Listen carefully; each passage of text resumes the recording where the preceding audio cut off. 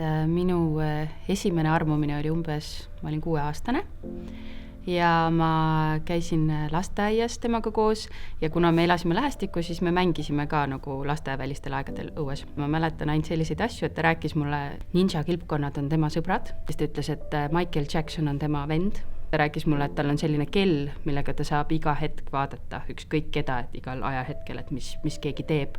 Ühel päeval, kui mul oli sünnipäev, ma ei tea siis, kui palju vanaks ma sain, muidu ma käisin niimoodi, suvaliselt, ma arvan, mingi poisilikult püksid ja värgid ja käisin õues, aga siis mul oli sünnipäev, siis mul pandi ilus kleit selga, ema tegi mulle prantsuse patsi, sellise punupatsi ja siis ma läksin õues, ma nägin, mida siis ma hakkasin niimoodi kekutama ja siis ta näitas mulle niimoodi.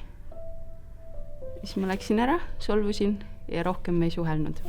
Ja siis 15 aastat hiljem, kui ma käisin ülikoolis juba, ma sattusin kontserdile, kus ma nägin, et ta mängib lava peal.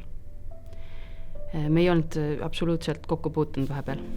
Ja kuni selle hetkeni mina arvasin, et see armumise teema ja see mingi ninnu-nännu, et see oli kõik minu nagu peas ja minu välja mõeldud. Kuni selle hetkeni, kui ma pärast kontserdit läksin talle ennast tutvustama, et tere, et ma ei tea, kas sa mäletad mind, aga me mängisime lapsena koos. Ja siis see pilk, mis sealt tuli, ja see nagu üllatus ja kõik see, siis ma sain aru, et see ei olnud ainult minu peas.